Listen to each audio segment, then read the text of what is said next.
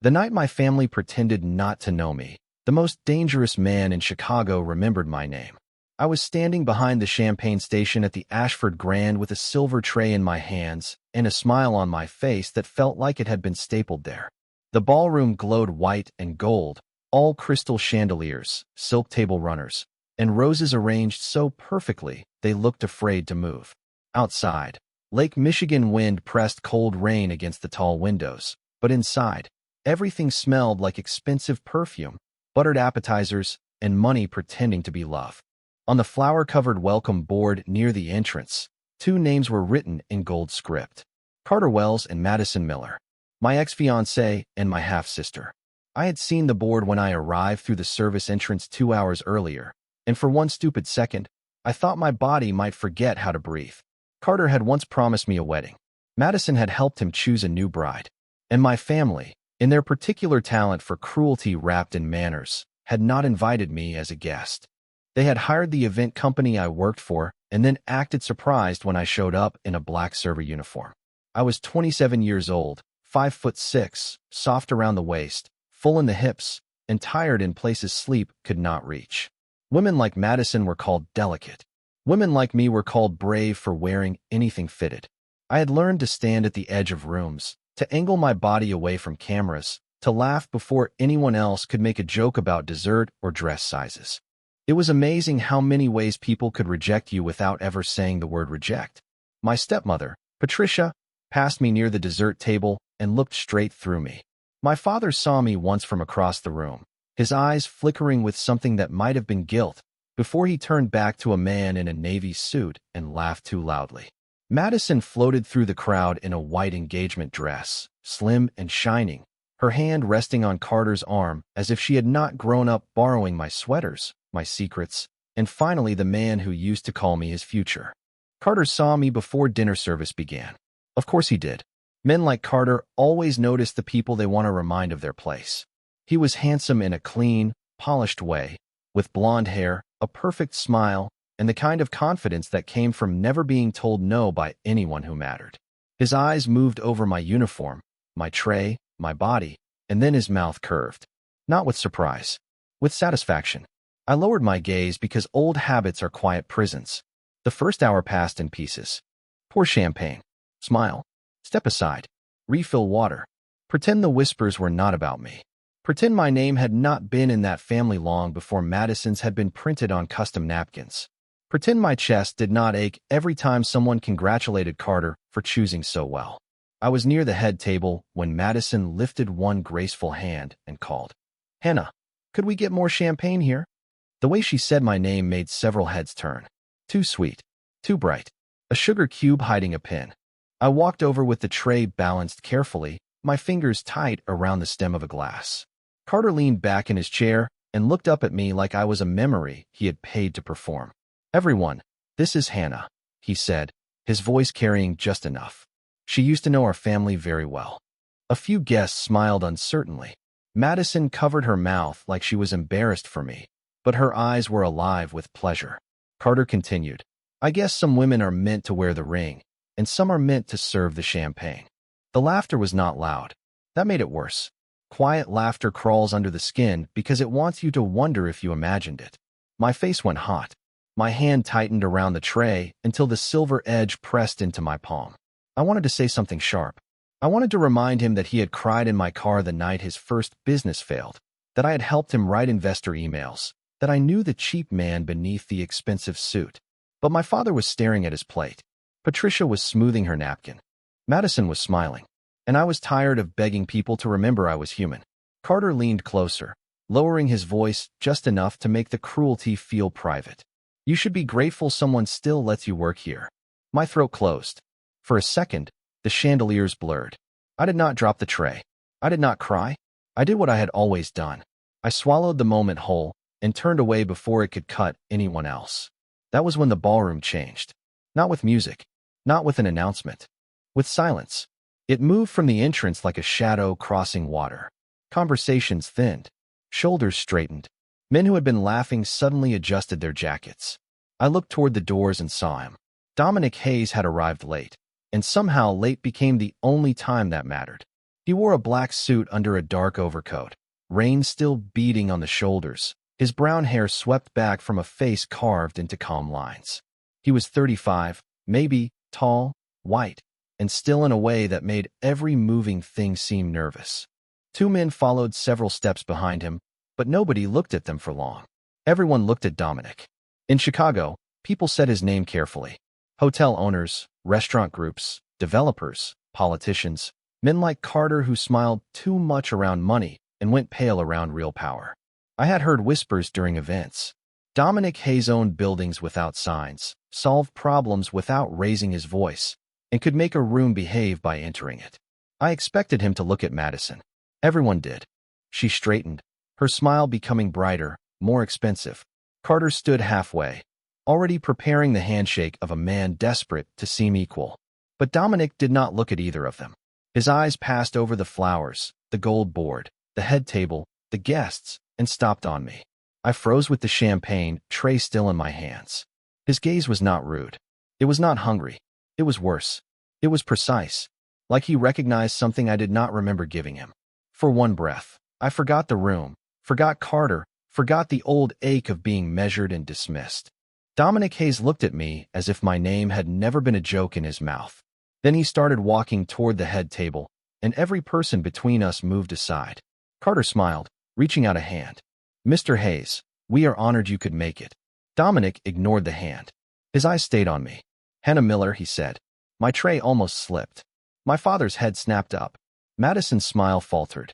Carter went very still. No one in that ballroom had said my full name all night like it belonged there. No one except him. Dominic stopped a few feet away, close enough for me to see the pale scar near his jaw, the rain darkening his collar, the steady restraint in his eyes. "Do you remember me?" he asked. I stared at him, searching my memory and finding only confusion. "No, sir," I whispered. His expression did not change, but something in his voice softened by 1 degree. "You remembered my mother when no one else did." The words meant nothing to the room. They meant nothing to me. Not yet, but they landed heavily enough to make Carter stop smiling. Dominic turned his head toward him then, slow and deliberate. "You rejected her?" Carter gave a nervous laugh. "That is old history. Everyone moves on." Dominic looked around the table, at Madison, at Patricia, at my father, at the guests still pretending not to listen. "Everyone." Carter's mouth twitched. Everyone did. The silence that followed felt endless. Dominic looked back at me, and for the first time that night, I did not feel like the heaviest thing in the room was my shame. It was his attention. "Then everyone was wrong," he said. The sentence did not sound romantic. It sounded like a verdict. Then everyone was wrong. For words, spoken so calmly that the room seemed to lean away from them. Carter's face changed first.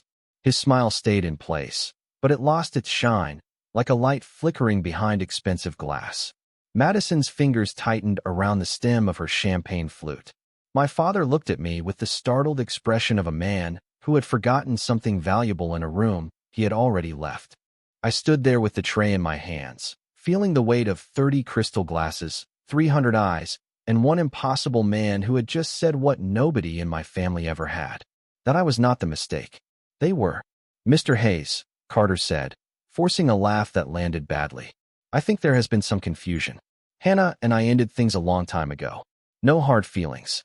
No hard feelings." My chest tightened so sharply I almost smiled. Carter had ended our engagement in a coffee shop 2 miles from here because, in his words, Madison fit better with the life he was building. Not loved him better. Not understood him better. Fit better. Like I had been furniture ordered in the wrong size. He had returned my ring in a velvet box because he said I might get emotional if I kept it. I had walked home that day in freezing rain with the box in my purse and his voice in my head, telling me to be mature about it. "You humiliated her in front of your guests," Dominic said. Carter's jaw tightened. It was a joke. Dominic looked at the table. Who laughed? The question sliced through the room with surgical precision. Nobody answered. A man near Madison's side lowered his eyes. Patricia adjusted the diamond bracelet on her wrist as if it required urgent attention. Carter's mother, who had once told me I had such a sweet face as though sweetness was a consolation prize, looked toward the flowers. Dominic waited. That was the frightening thing about him. He did not fill silence because he was comfortable owning it. Finally, Carter said. You are making this bigger than it is. Dominic's gaze returned to him. Men like you always hope small cruelty stays small, because only one woman has to carry it. I forgot to breathe. The tray tilted slightly, and one glass slid half an inch. Dominic noticed before anyone else. Without touching me, he stepped closer and placed one steady hand under the tray's edge, not taking it from me, only helping me balance what everyone else had made too heavy. Set it down, he said quietly. My first instinct was to say I could handle it. That was what I always did. Handle it. Hold it. Smile through it. Prove I was easy to tolerate. But my hand ached, and my throat burned. And for once, somebody was not asking me to endure pain prettily. I lowered the tray onto the table. The sound of silver meeting linen was soft, but to me it felt like chains slipping loose. Madison stood. This is inappropriate, she said, her voice bright with panic. Hannah is working. She should not be part of this conversation. Dominic turned toward her at last. Madison had been waiting for his attention all evening, but not like this. Under his gaze, her perfect smile became a fragile thing. She was part of it when you called her name. Madison flushed. I only asked for champagne. No, he said. You asked for witnesses. My stepmother inhaled sharply. My father whispered, Patricia, as though her name could stop the truth from forming. I wanted to disappear. I wanted to stay. Both feelings lived inside me at once, fighting for the same breath. Dominic looked back at me. Are you all right? It was such a simple question that it nearly undid me. People had asked if I was working late, if I had gained weight, if I was over Carter, if I could cover an extra shift. Nobody had asked if I was all right while actually waiting for the answer. I am fine, I said automatically. Dominic's eyes held mine. That is not what I asked. The room blurred at the edges. I looked at my father. He looked away. That was the last small betrayal I needed. Something in me settled, not healed, not brave, but tired enough to be honest. No, I whispered. I am not. A murmur passed through the ballroom. Madison looked furious. Carter looked inconvenienced. Patricia looked offended that my pain had become audible. Dominic looked only at me. Then you should not have to remain in a room that treats your dignity as entertainment. Carter scoffed. What are you going to do, Hayes? Adopt her cause for the evening? The question was meant to be clever. It was meant to restore him as the man holding the room's attention. But Dominic did not even blink. He reached into the inside pocket of his overcoat and took out a small black velvet box. The sight of it made every sound in the ballroom vanish. My body went cold. Madison's champagne flute clicked against her plate. Carter stared at the box like it had appeared from a nightmare. Dominic placed it on the table between us. Not in front of Madison. Not in front of Carter. In front of me. No. I breathed, though I did not know what I was refusing. Dominic opened the box. Inside was a ring unlike anything I had ever seen up close. Not flashy, not delicate, but old and beautiful, with a deep blue stone set in a band of white gold. It looked less like jewelry and more like history. This belonged to my mother, he said. The room shifted again. Even Carter knew enough to understand that this was not a prop. Why do you have that here? Madison asked, her voice thin. Dominic ignored her. His attention stayed on me, and in it there was no mockery, no pity, no performance. 3 years ago, a woman sat with my mother in a hospital waiting room when every important person in this city was too busy to notice an elderly woman afraid to be alone. She paid for my mother's cab when my driver was delayed. She gave her a handkerchief. She left before anyone could thank her. My heart began to pound in slow, painful beats. A hospital waiting room. An older woman with silver hair. A storm. A cab driver refusing her card because the machine was down. I remembered fragments. Nothing heroic. Nothing worthy of a room holding its breath. That was you, Dominic said. My voice barely worked. I did not know who she was. That is why it mattered. My eyes stung. Carter made a rough sound. This is insane. Dominic looked at him then. No. Insane is mistaking kindness for weakness because you have never possessed either. Then he turned back to me, and the whole ballroom seemed to narrow to the space between my breath and his question. Marry me, Hannah Miller. The words did not come with a smile. They came with silence, with rain on the windows, with my family frozen in their seats, with Carter's new life cracking down the center. I stared at him, certain I had misheard. You cannot mean that. I rarely say things I do not mean. My hand touched the edge of the table because my knees felt unreliable. You do not know me. I know what you do when nobody is watching. His voice lowered, not soft exactly, but private enough to make the room feel far away. And tonight, I know what you do when everyone is. For the first time all evening, I looked at Madison and did not feel less than her. I looked at Carter and did not feel abandoned. I looked at my father and did not wait for him to save me. Then I looked at the ring, at the impossible door opening in the middle of my humiliation, and understood that stepping through it would change everything. Not because a powerful man had chosen me, because the people who rejected me were about to learn I had survived them. Why? I whispered. Dominic's answer was calm enough to become a promise. Because they made you stand here like you were nothing. I want to see what happens when the whole city learns they were wrong. I did not say yes right away. That is the part everyone forgets when they tell the story later, when they turn my life into a rumor whispered over champagne and expensive coffee. They say Dominic Hayes walked into the Ashford Grand, opened a velvet box, and I agreed because what woman would refuse a man like him? But that is not how it felt inside my body. Inside my body, I was still the girl holding a tray while her own father looked away. I was still the woman Carter had measured, replaced, and displayed like a mistake he had finally corrected. I was still standing in a ballroom where half the guests were waiting for me to embarrass myself, and the other half were hoping I already had. The ring sat between us on the white linen, blue stone catching the chandelier light like a piece of midnight trapped in ice. Dominic did not push it toward me. He did not take my hand. He did not smile like a man certain of victory. He simply waited, and somehow that frightened me more than pressure would have. Pressure I understood. Waiting gave me room to choose, and choice was a muscle I had not used in years. Carter laughed first, not because anything was funny, but because men like him laugh when reality refuses to obey them. This is ridiculous, he said, standing so quickly his chair knocked softly against the carpet. You cannot just walk into my engagement party and propose to my ex because you want to make a point. Dominic looked at him. I can. 2 words. Calm. Almost bored. The room absorbed them like a slap no one had seen, but everyone had heard. Madison rose beside Carter, her beautiful face flushed beneath the perfect sweep of her makeup. Hannah, do not do this, she said, and for a second she sounded almost like my sister. Almost. You are emotional. He is using you. I stared at her. This girl who had borrowed my clothes when we were teenagers and later borrowed my future without asking. You are worried he is using me? My voice came out softer than I expected, but it carried. Madison blinked. I am worried you are humiliating yourself. There it was. The family language. Concern shaped like control. Patricia touched Madison's arm, then turned her eyes on me. Hannah, sweetheart, think about how this looks. Sweetheart. She had not called me sweetheart since I was 12 and had spilled orange juice on her white sofa. I have spent my whole life thinking about how I look, I said. My fingers curled against the edge of the table. To you. To Dad. To Carter. To every person in this room who decided I was easier to pity than respect. My father stood halfway, face pale. Hannah, that is not fair. The words landed like dust. Not heavy. Not sharp. Just old. No, I said. It is not. The silence after that was different from the others. The first silences had belonged to Dominic. This one belonged to me. I looked at him then, really looked.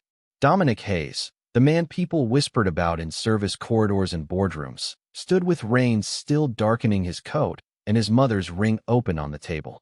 He had power thick enough to bend the air, but his hands remained at his sides. He had given me a doorway. He was not dragging me through it. Why marriage? I asked him. Someone gasped as if questioning him was dangerous. Maybe it was. Dominic did not seem offended. Because they understand status, he said. They have used it to hurt you. I intend to use it to remove their ability to do so. That sounds like revenge. It may be. His honesty was so immediate, it almost stole my breath. But it is not only revenge. Then what is it? He glanced at the ring, and something old moved behind his eyes. A promise I made to my mother after she told me about the woman in the hospital. She said kindness without an audience was the rarest kind of wealth. She told me if I ever found that woman, I should not let the world convince her she was small. My throat tightened. I remembered the woman now more clearly. Silver hair pinned loosely. A trembling hand wrapped around a paper cup of hospital coffee. She had been waiting alone, trying to pretend she was not scared while nurses rushed past her. I had sat beside her because no one should wait alone under fluorescent lights. I had forgotten my handkerchief. She had not. That was a normal thing to do. I whispered. Not in my world, Dominic said. Carter made a sharp sound. You are all acting like she is some saint because she paid for a cab. Hannah is not who you think she is. Dominic turned his head slowly. And who is she? Carter's eyes flicked over me, searching for the place he used to cut first. She is desperate. The word should have hurt. It had hurt before. That night, it sounded tired. Small. Predictable. I looked at the man who had once promised me forever and could not even offer me decency in public. I was desperate, I said. For you to be kind. For my family to be proud. For Madison to love me enough not to enjoy my pain. For Dad to look at me like I was still his daughter. My voice shook, but it did not break. I am not desperate for that anymore. Madison's eyes shone with anger. Patricia whispered my father's name again. Carter stared like he did not recognize me, which made sense. I was becoming someone he had never bothered to meet. I turned back to Dominic. If I say yes, it is not because I love you. I know. It is not because I want your money. I have lawyers for that concern. A strange, inappropriate laugh almost escaped me. It is not because I want to punish them. His gaze held mine. Then why? I looked around the ballroom one last time. At the flowers chosen to celebrate my replacement. At the guests who had laughed when I was turned into a joke. At my family, waiting for me to return to the role they understood. Quiet. Useful. Grateful for crumbs. Then I looked down at my hands, soft and steady now, resting against the table that had held my humiliation like a centerpiece. Because I am tired of leaving rooms smaller than when I entered them, I said. Dominic's expression changed. Barely, but I saw it. Respect, quiet and fierce. Then do not leave this one, he said. Change it. My heart pounded once, hard enough to hurt. I reached for the ring, but stopped before touching it. I will not be your decoration. No, I will not be your charity. Never. And I will not be your revenge. Dominic's voice lowered. Then be my truth. The words moved through me slowly, finding places I had stopped believing could feel anything but shame. I picked up the ring. It was heavier than it looked, cool against my palm, carrying a history I did not yet understand. I did not put it on. Not yet. I held it between us, a question and an answer at the same time.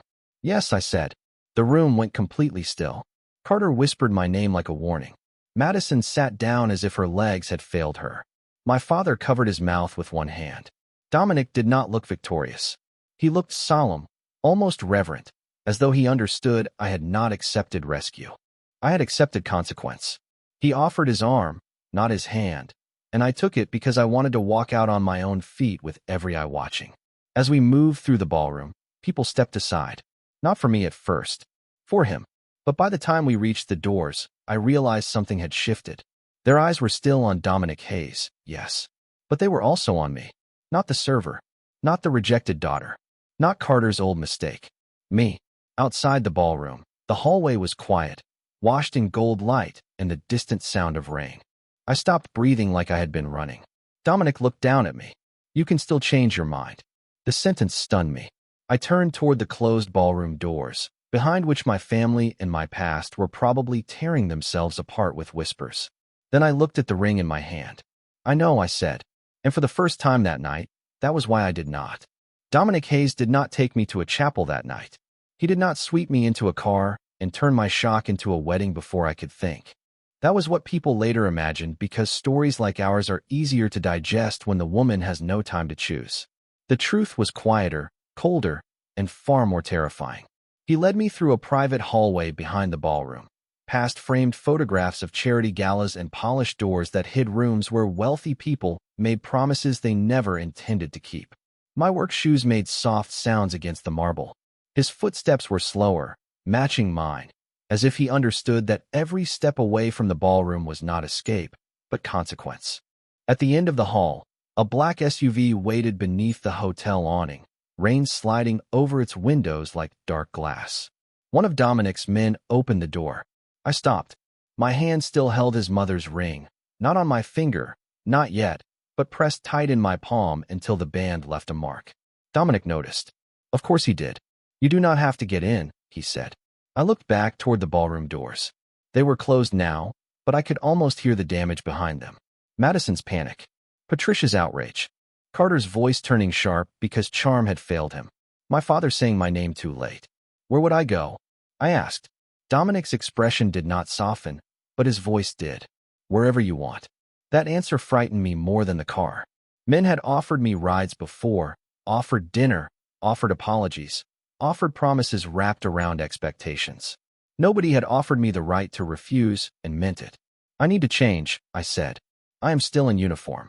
His eyes flicked over the black dress, the apron folded at my waist, the small champagne stain near my sleeve. Not with judgment. With anger held so tightly it became restraint. Then we get your things. And after that, we talk. He said talk like it was a contract he intended to honor. I got into the SUV. Not because I trusted him. Because I wanted to learn what it felt like to leave a room without asking permission. The drive to my apartment took 20 minutes, maybe less, though it felt stretched out by rain and silence. Chicago slid past in wet streaks of streetlights, brick buildings, late buses, and people under umbrellas rushing through lives that had not just cracked open in public. Dominic sat beside me with space between us, hands folded, gaze forward. He did not ask if I was okay again. Maybe he knew I was not. Maybe he knew better than to make me comfort him with a lie. When we reached my building in Ravenswood, I almost apologized for it. The peeling front steps, the flickering porch light, the old buzzer that only worked when it felt like forgiving someone. The word rose in my throat, automatic and bitter. I swallowed it. Dominic glanced at me. You almost said you were sorry. I stared at him. How could you possibly know that? People who have been made to feel like burdens apologize before anyone complains. I hated how accurate that was. I hated more that he said it without pity. Upstairs, my apartment smelled like vanilla candles, laundry soap, and the soup I had forgotten to put away before my shift. It was small, one bedroom, second-hand couch, thrift store table, books stacked because I did not own enough shelves. I expected Dominic to look around like Carter used to, calculating what my life lacked. Instead, he stood near the door, hands visible, waiting.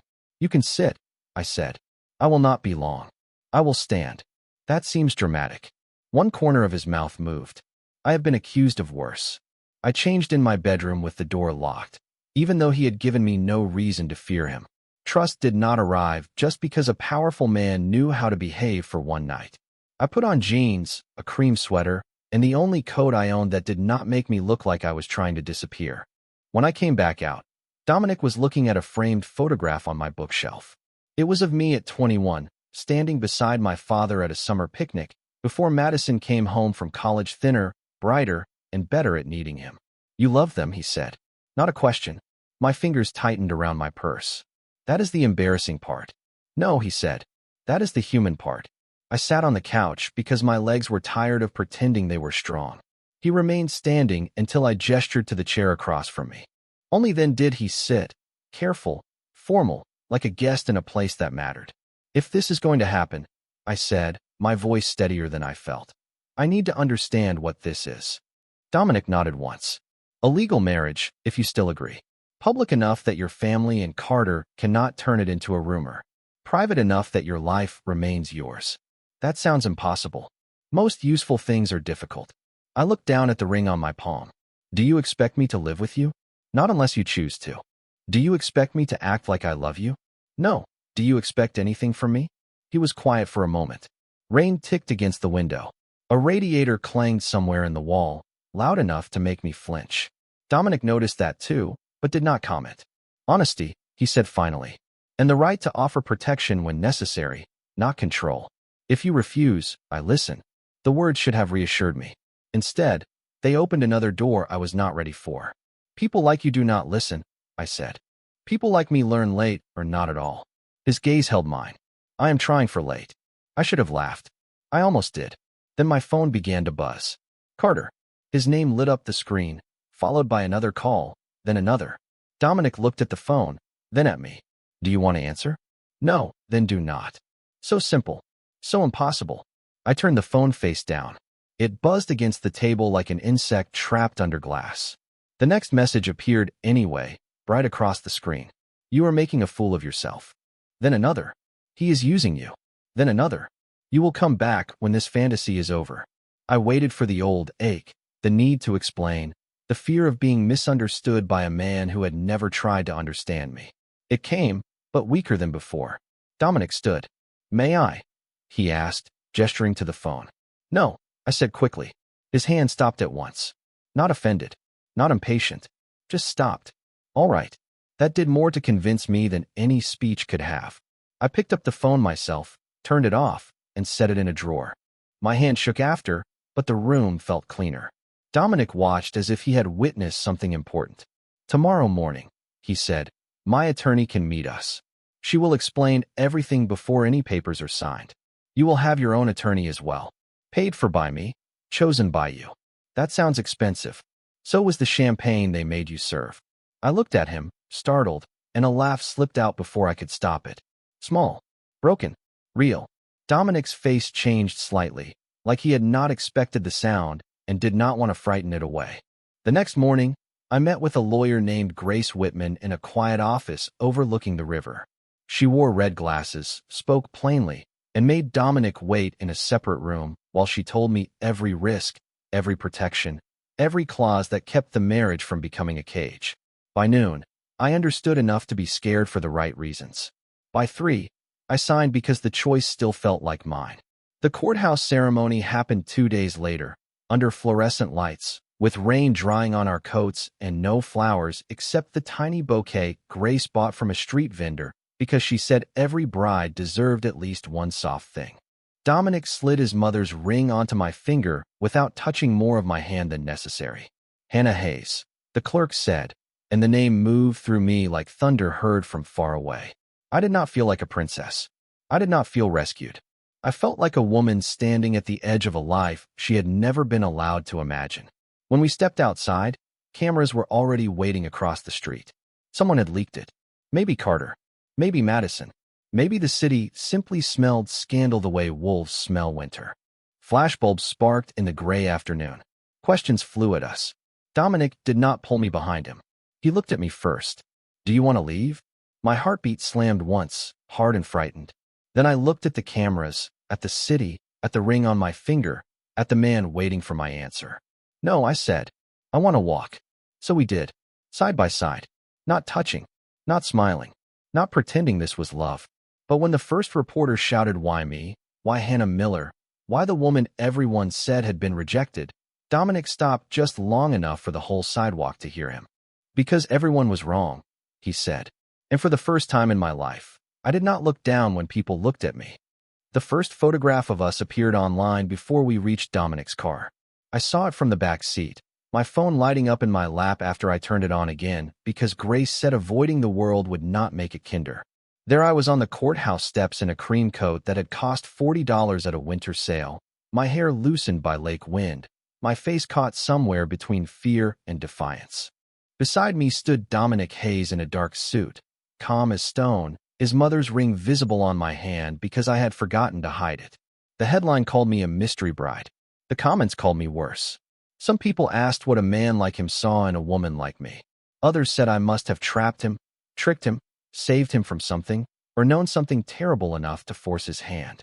Nobody guessed the truth because the truth was not glamorous. I had been humiliated in a ballroom, and a dangerous man had remembered a kindness I had forgotten.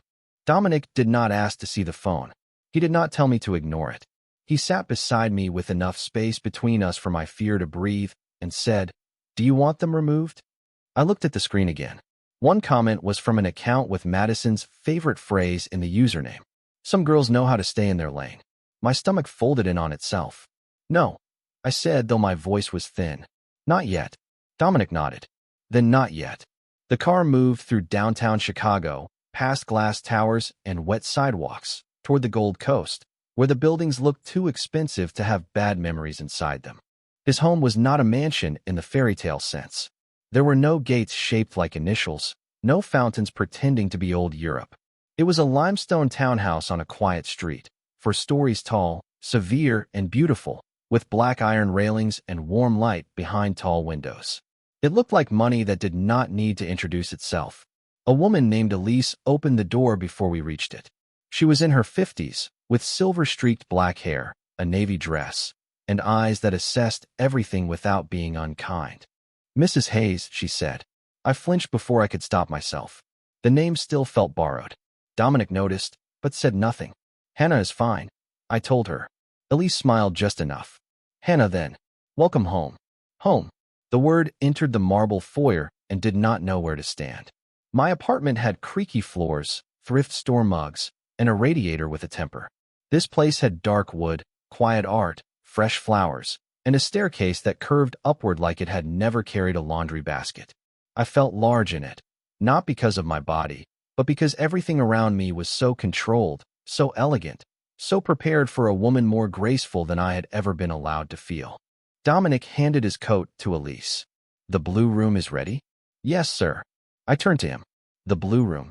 Yours, he said. On the 3rd floor. Private bath. Sitting room. Lock on the door. Only you have the key. I stared at him. You gave me a room with a lock? You married a man you barely know. You should have a door that answers only to you. I wanted to make a joke. Something light. Something that would keep me from crying in a stranger's foyer because a locked door sounded more romantic than any love song Carter had ever played for me. Instead, I looked away and nodded. The blue room was at the back of the house, facing a small courtyard where bare winter branches scratched softly against the windows. The walls were pale blue, the bed covered in white linen, the closet empty except for wooden hangers waiting in a neat row. On the desk sat a vase of white tulips and a folded note. Not from Dominic. From Grace. Your documents are in the top drawer. Your bank account remains separate. Your employment choices remain yours. Your name remains yours unless you choose otherwise. I sat on the edge of the bed and read it twice. The ring felt heavy on my finger. Not unpleasant. Just real. Downstairs, voices murmured. Dominic and Elise. A man I did not know. A phone ringing, then stopping. The house was alive around me, but nobody came to check if I was grateful enough. Nobody opened the door. Nobody told me what to wear for dinner. I stayed in that room for almost an hour, still wearing my courthouse coat, until my phone buzzed again. Carter. I should not have opened the message. I did anyway. You look ridiculous. He is going to regret this when the joke stops being funny. Then Madison. I hope you enjoy embarrassing yourself on a larger stage. Then Patricia. Your father is devastated. You owe him a call. I looked at those 3 messages and felt the old pull. The desperate need to explain, soften, apologize, make them understand I had not meant to hurt anyone by finally refusing to be hurt quietly. My thumb hovered over the keyboard. Then there was a knock at the door. One knock. Not repeated. Yes. Dominic's voice came from the other side. Dinner will be ready in 20 minutes. You do not have to come down. I looked at the phone, then at the closed door. Do you always give people a way out? No, he said after a pause. I am learning with you. Something inside me went still. I stood, wiped my eyes even though I had not noticed tears falling, and opened the door. Dominic stood in the hallway without his suit jacket, sleeves buttoned at the wrist, expression unreadable. He did not look past me into the room. He looked at my face. They are messaging you, he said. I gave a tired laugh. You see many things. I recognize aftermath. I held out the phone before I could rethink it. I do not want you to handle it for me. I just want someone else to know they said it. He took the phone only after my fingers released it fully. His eyes moved over the messages once. His jaw tightened, but his voice stayed quiet. Grace should save these. That is all. That is your decision. What would you do if it were yours? He looked down the hallway, toward the staircase and the darkening windows beyond. Once, I would have made them afraid to type another word. And now, his gaze came back to me. Now I think fear teaches silence. You need truth. The answer settled between us, heavier than comfort. At dinner, I sat across from him at a table meant for 12 and ate roasted chicken, potatoes, and green beans while trying not to seem amazed by cloth napkins. Dominic asked about my event work, not my dress size, not my family, not Carter. He asked what I liked about planning rooms for other people. I told him I liked knowing where the exits were, then regretted it because it sounded too honest. He only nodded. That is useful knowledge. After dinner, Elise brought tea. Dominic took his black. I added honey and watched the spoon turn slowly in the cup. Tomorrow, he said, Carter will try to reshape the story. How do you know? Because men who lose control often mistake attention for power.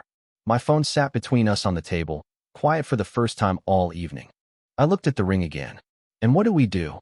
Dominic leaned back, his face half in shadow, half in gold light. We tell the truth before he sells a lie. I should have been terrified. Part of me was. But another part, the part that had stood in that ballroom and said yes for reasons no one understood, lifted its head. Not all of it, I said. Some of my life stays mine. Dominic's eyes softened by the smallest degree. Then we protect what is yours and reveal what is theirs. That night, in the blue room, behind a door only I could lock, I took off the ring and placed it on the desk beside Grace's note. Then I looked at myself in the mirror. Soft waist, full hips, tired eyes. A woman the internet had already tried to turn into a punchline. For once, I did not turn away first. Outside my window, Chicago glittered cold and bright. Somewhere across the city, Carter was probably writing his version of me. For the first time, I was ready to write mine. By morning, Carter had already become the victim in a story he wrote himself. I woke in the blue room to pale winter light touching the ceiling and my phone vibrating against the desk beside Dominic's mother's ring. For 3 seconds, I did not know where I was. The linen sheets were too clean. The room was too quiet. The air smelled faintly of tulips and rain instead of radiator heat and the peppermint candle from my apartment. Then I saw the ring, the note from Grace, and my own reflection in the dark window, and the night came back in pieces. The ballroom, the tray, Carter's laugh, Dominic's voice saying everyone was wrong. My phone buzzed again. 46 notifications. Then 82. Then more than I could count. Carter had posted a statement at 6:12 in the morning, polished, wounded, and careful enough to have been written by someone with a public relations degree. He said he wished me well. He said our past was complicated. He said he was concerned that I had been pulled into a dangerous situation by a man with reasons to embarrass him. He said my family had tried for years to support me through insecurity and jealousy. Jealousy. That word sat on the screen like a stain. Madison shared the post 11 minutes later with a picture of herself in her engagement dress, looking fragile and heartbroken beneath the caption, "I will always love my sister, even when she chooses to hurt me." Patricia followed with a shorter message about private family pain becoming public spectacle. My father did not post anything. Somehow that hurt more. Silence had always been his favorite way to choose someone else. I sat on the edge of the bed in my pajamas, phone in both hands, reading strangers discuss my body, my motives, my marriage, my worth, like I was a table centerpiece that had offended the guests. Some called me lucky. Some called me pathetic. Some said Dominic must have a hidden agenda because powerful men did not marry women like me unless they wanted something. I thought that would break me. Instead, I felt very still. Maybe shame needs privacy to grow.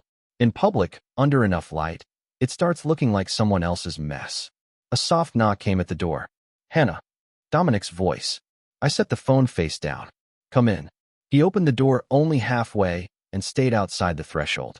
He wore a white dress shirt with the sleeves rolled once at the wrist, dark trousers, no tie.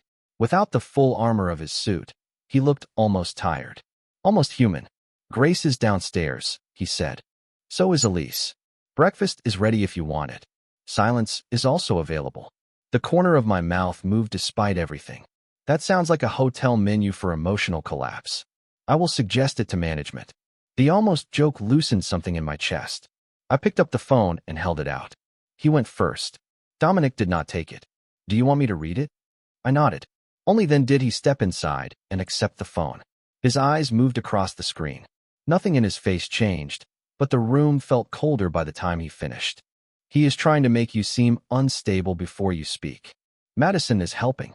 Of course she is. My stepmother too. Predictable people often confuse repetition with strategy.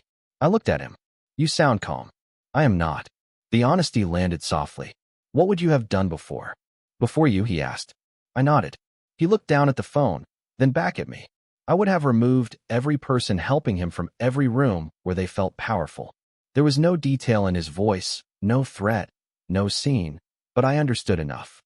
"And now I wait for you to decide what truth costs less than silence." I looked at my hands. They were shaking, but not as badly as they had in the ballroom. I do not want to release private messages about my body. I do not want the internet voting on whether I was hurt enough. Then we do not. But I do not want them to keep lying. Then we answer the lie, not every wound behind it. Downstairs, Grace Whitman had spread papers across the dining room table beside a plate of toast I could not imagine eating. Elise poured coffee without asking questions. The television was muted, But our courthouse photo was on the screen beside Carter's engagement portrait.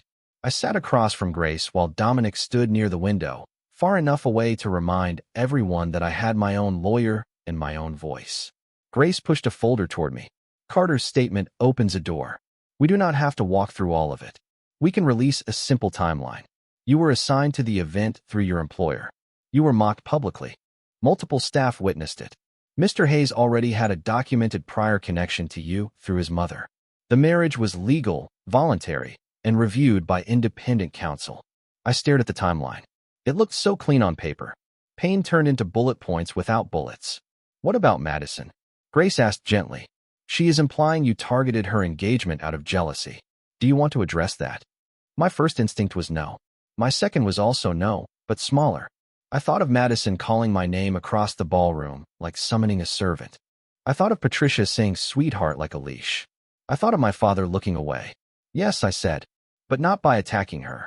Dominic turned from the window. What do you want to say? I took a breath. That being hurt by someone's cruelty is not jealousy. That telling the truth is not revenge. And that I will not apologize for being present in a room where they arranged for me to be. Grace's pen paused. Then she smiled. That is good. By noon, the statement was ready. By 1, it was everywhere. No insults. No pleading. No oversharing. Just facts, witnesses, the hospital story, the independent legal review, and 1 paragraph in my own words. I read it aloud before Grace sent it. My voice trembled on the first sentence and steadied by the last. I have spent years being told my pain was an overreaction. I will not perform my wounds for strangers to prove they exist. I was not jealous. I was humiliated. I was not rescued without consent. I made a choice, and I will not be ashamed of surviving a room that wanted me small. After it posted, the house went quiet. Not peaceful. Waiting. The kind of quiet before weather decides what it wants to become. For 20 minutes, nothing happened. Then the first staff member from the Ashford Grand commented that she had seen Carter mock me. Then another. Then a bartender wrote that Madison had requested my assignment through the event company. My stomach dropped. I had not known that.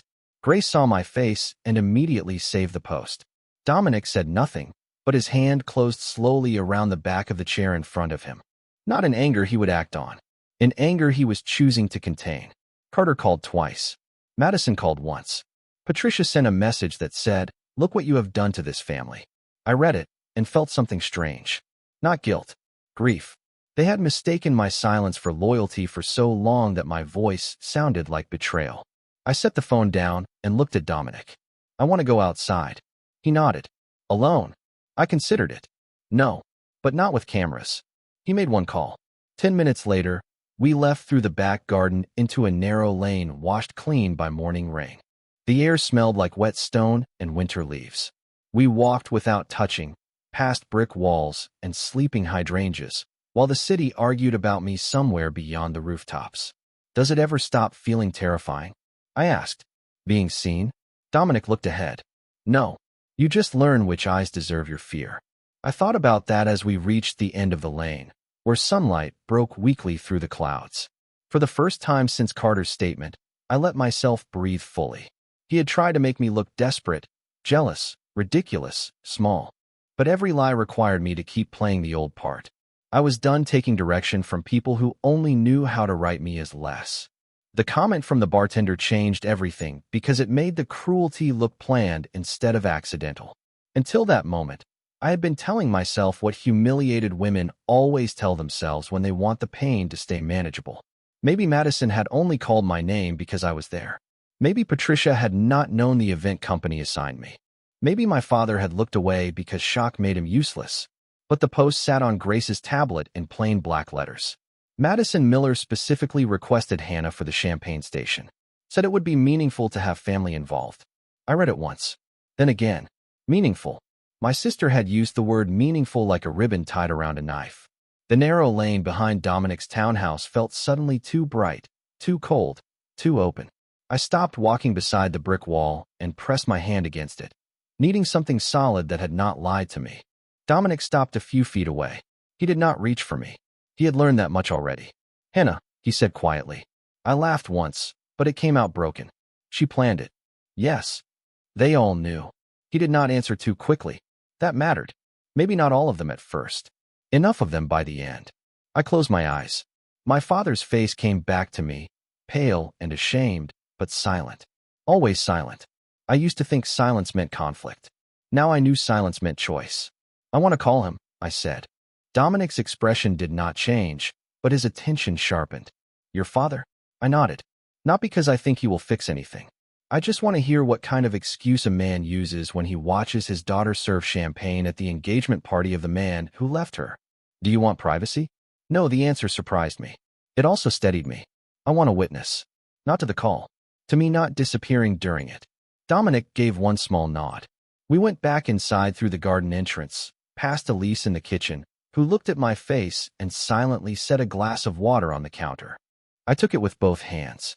Grace came in from the dining room, tablet still tucked against her side. You do not have to make any calls today, she said. I know. That was why I made one.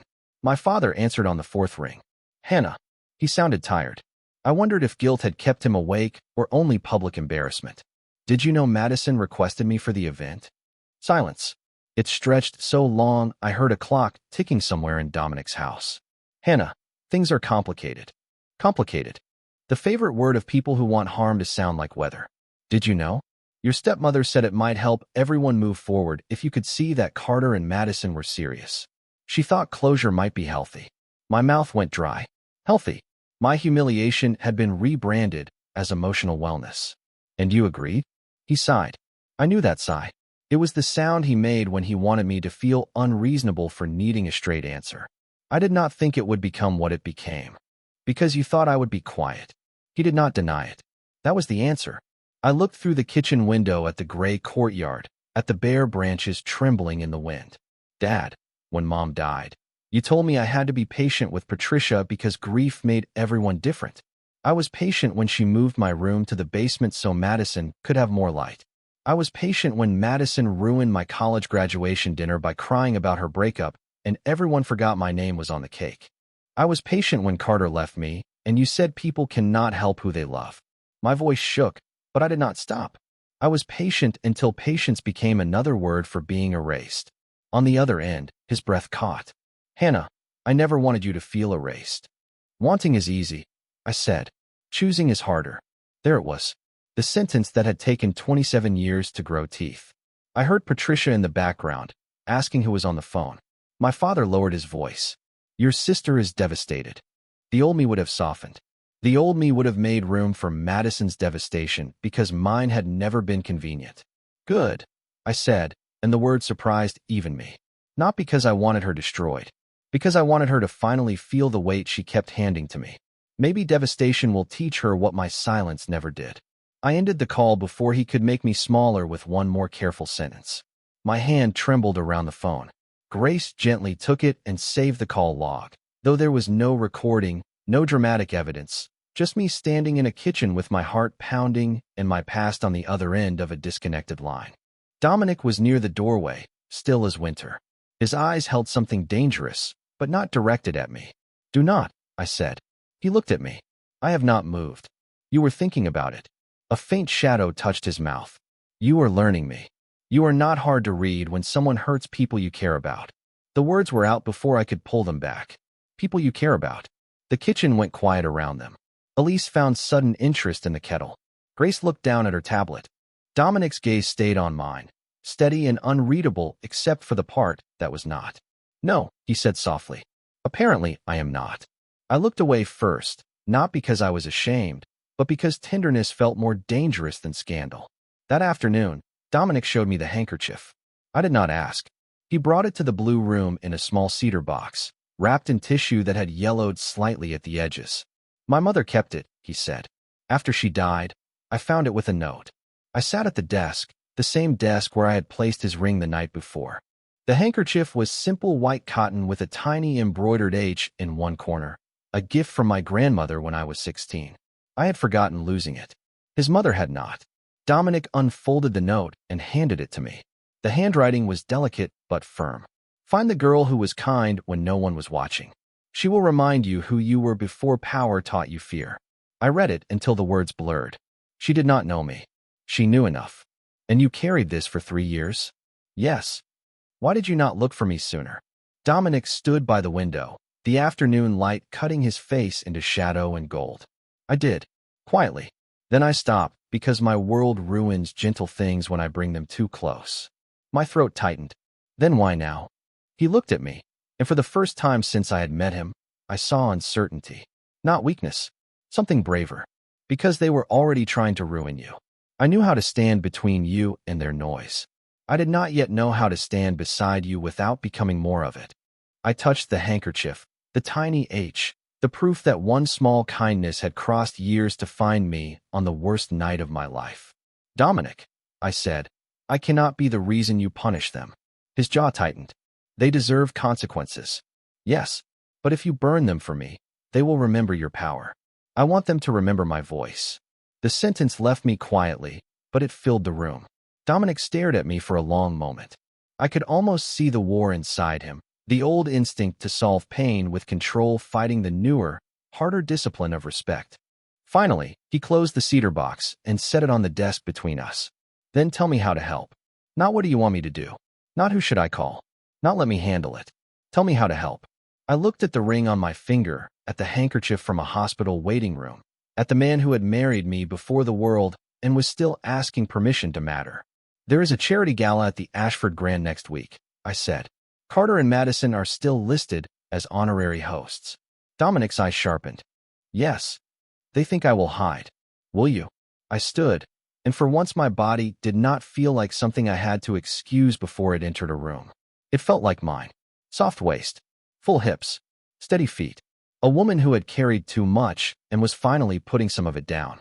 No, I said. I am going back, but not behind you.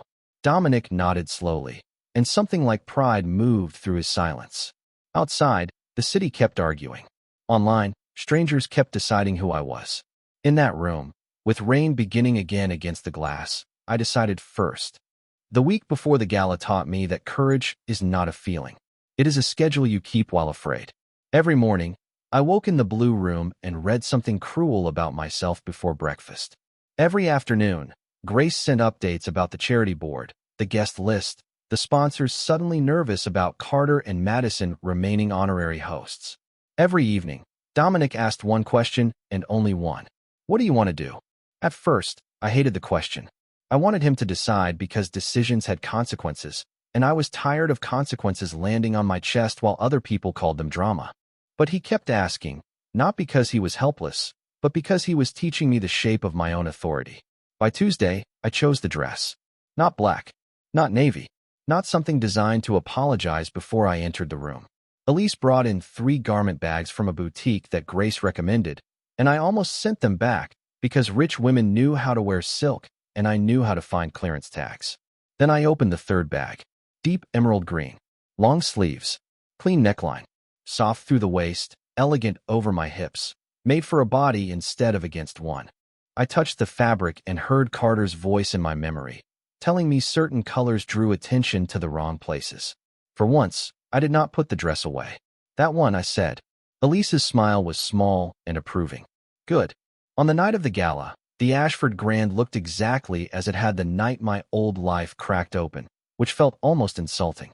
Same chandeliers, same marble floors, same white roses, same expensive air, but I was not entering through the service hallway this time.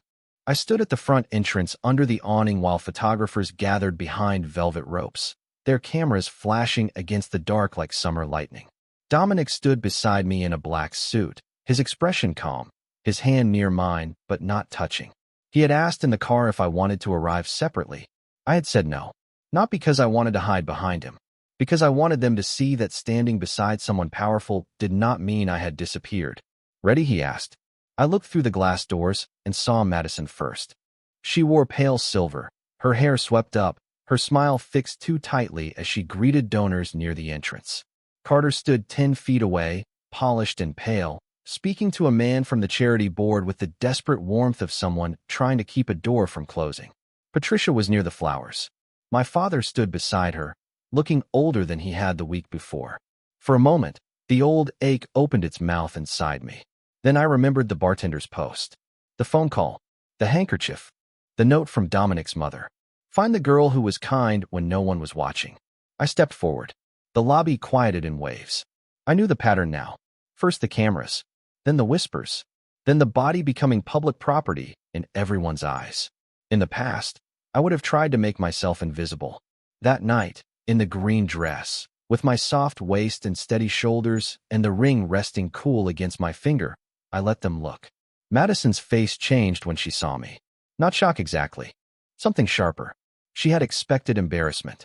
She had prepared for a woman dressed defensively, a woman who would glance down, clutch Dominic's arm, and prove every story she had told.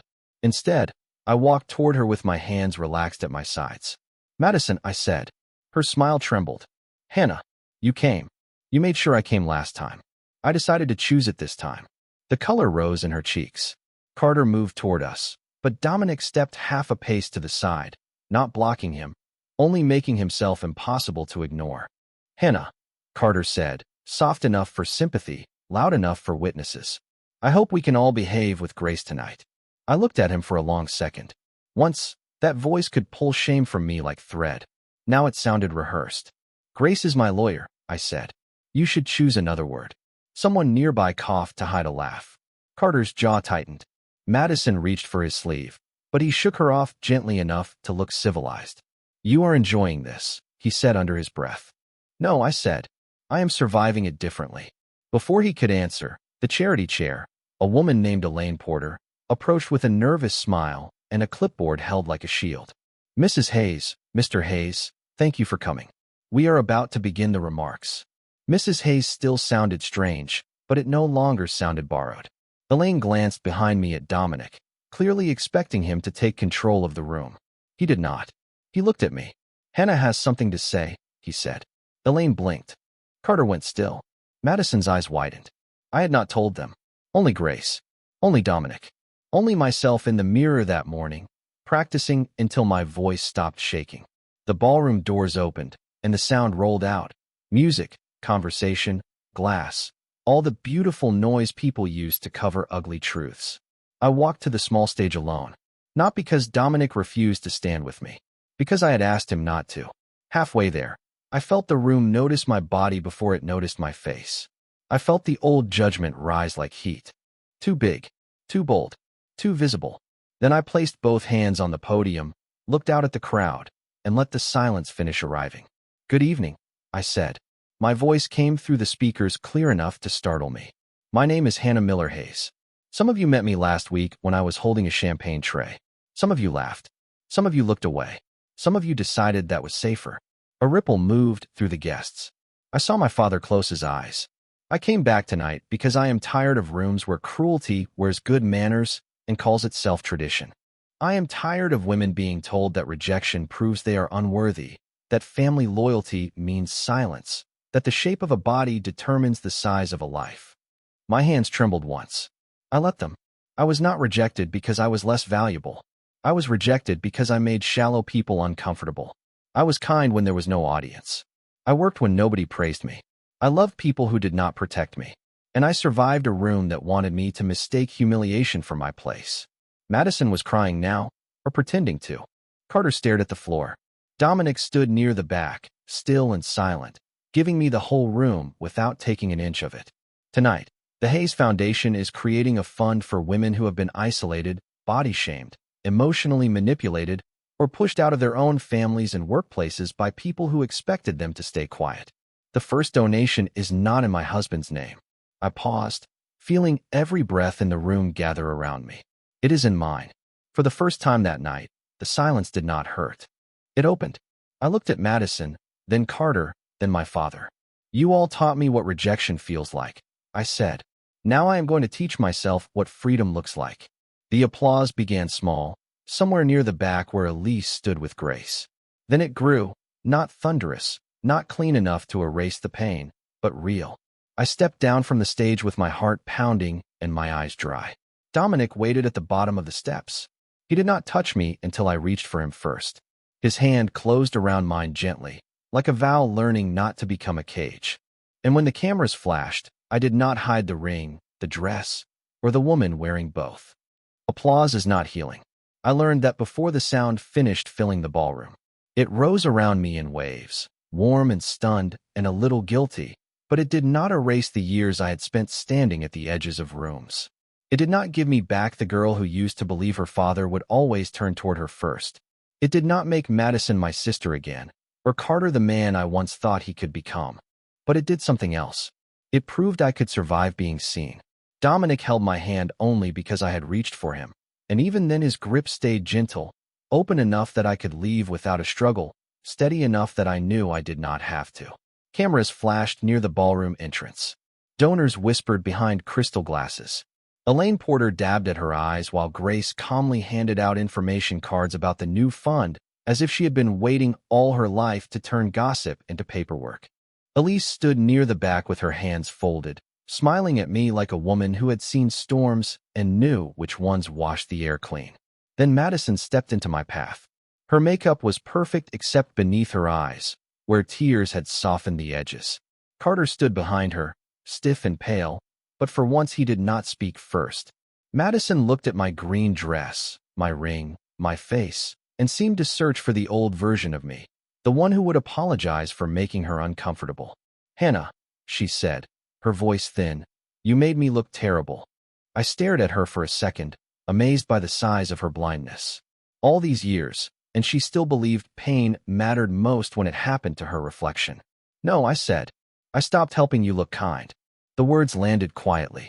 Madison flinched as if they had been louder. Carter finally moved forward, wearing the ruined remains of his public smile. "You had your moment," he said. "I hope it was worth burning your family for." Dominic's hand did not tighten around mine. That was how I knew he trusted me. Not because he was calm, but because he did not confuse my pain with an invitation to take over. I looked at Carter and felt something strange. Not love, not hate, not even the sharp satisfaction I had imagined. I felt distance. Blessed, ordinary distance. "You keep calling truth a fire because you built your life out of paper," I said. A murmur moved through the people closest to us. Carter's face darkened with embarrassment, but he had nowhere left to put it. Madison turned away first. Carter followed because men like him always know when an audience stops being useful. My father remained near the side doors, hands at his sides, looking older than memory had allowed him to be. For a moment, I thought I would walk past him. Then he said my name. Not Hannah Miller Hayes. Not Mrs. Hayes. Just Hannah, broken in the middle. I stopped. Dominic released my hand before I had to ask. My father came closer, but not too close. Maybe guilt had finally taught him distance. "I am sorry," he said. The words should have been everything. Once, I would have built a whole new hope out of them. That night, they were only words, late and trembling, standing in a room full of consequences. "I believe you," I said. His eyes filled. "Can we talk?" I looked at him, at the man who had loved me in quiet, convenient ways and failed me in every loud moment. "Not tonight." He nodded, and I saw how much the answer hurt him. I also saw that hurt was not my responsibility to soothe. That was new. That was freedom wearing uncomfortable shoes. Later, after the speeches ended and the cameras moved outside, Dominic and I stepped onto the terrace overlooking the wet city. The rain had stopped, leaving Chicago silver under the streetlights, every rooftop shining like it had been forgiven by weather. Music drifted through the glass doors behind us, softer now, less important. I leaned against the railing and let the cold touch my face. Dominic stood beside me, close enough to be present, far enough to be respectful. "You shocked them," he said. I looked down at the ring on my hand. "You started that." "No," he said. "I opened a door. You walked through it and changed the room." I smiled, but my throat tightened. "I am still scared." "Good," he said. I turned to him. "Good. Fear means you understand what this costs. Courage means you paid anyway." The city hummed below us, alive and indifferent and beautiful. For the first time since the courthouse, I did not think of the marriage as a trap or a performance or a headline strangers could chew apart. I thought of it as a question still being answered. "Dominic," I said, "I do not know when I will be ready to call this love." His eyes stayed on mine. "Then we will not call it that until you are. And if I never am, then I will still be grateful I stood beside you when you remembered yourself." That was the moment I understood why his mother had kept my handkerchief. Not because kindness makes someone pure, not because a single good act turns a life into destiny, but because kindness leaves evidence. A thread, a trace. Something small enough to fit inside a cedar box and strong enough to pull two wounded people into the same room years later. Months passed after that night, not like a fairy tale, but like weather. Carter lost his place on the charity board, then his investors, then the easy trust of people who once mistook polish for character. Madison disappeared from social media for a while, then returned softer, or at least quieter. My father wrote letters. I answered some. Not all. Patricia never apologized, which became its own kind of honesty. The fund grew faster than any of us expected. Women wrote from Chicago, Milwaukee, St. Louis, little towns in Iowa and Indiana, saying they had been told they were too much, too plain, too heavy, too difficult, too late to start over. Grace hired more staff. Elise began keeping thank you cards in a drawer near the kitchen. Dominic never put his name on the fund, though everyone knew the money came through him. He said my name belonged there because I had paid for it in ways money never could. I moved out of the blue room after 6 months, not because I left the house, but because one morning it stopped feeling like shelter and started feeling like a hallway. Dominic asked where I wanted my books. I said the library had too much empty space. He cleared 2 shelves by dinner. We learned each other slowly. He learned that I hated being watched while choosing food, so he never commented on my plate. I learned that he disliked hospitals, but visited the children's wing every month because his mother had. He learned I needed locked doors sometimes. I learned he stood outside them not to guard me, but to make sure no one else did. 1 year after the gala, the Ashford Grand invited me back to speak again. This time, I entered through the front doors without checking whether anyone approved. I wore blue. Dominic sat in the audience. Not in the front row like a man displaying his wife, but 3 rows back, where I had asked him to be. When I stepped to the podium, I saw my reflection in the dark glass beyond the crowd. Soft waist, full hips, steady eyes. A woman nobody had to shrink in order to love. I thought the great shock of my life was that Dominic Hayes married me when everyone had rejected me. I was wrong. The real shock was quieter. I stopped rejecting myself. And once I did, no room in the world was powerful enough to make me small again.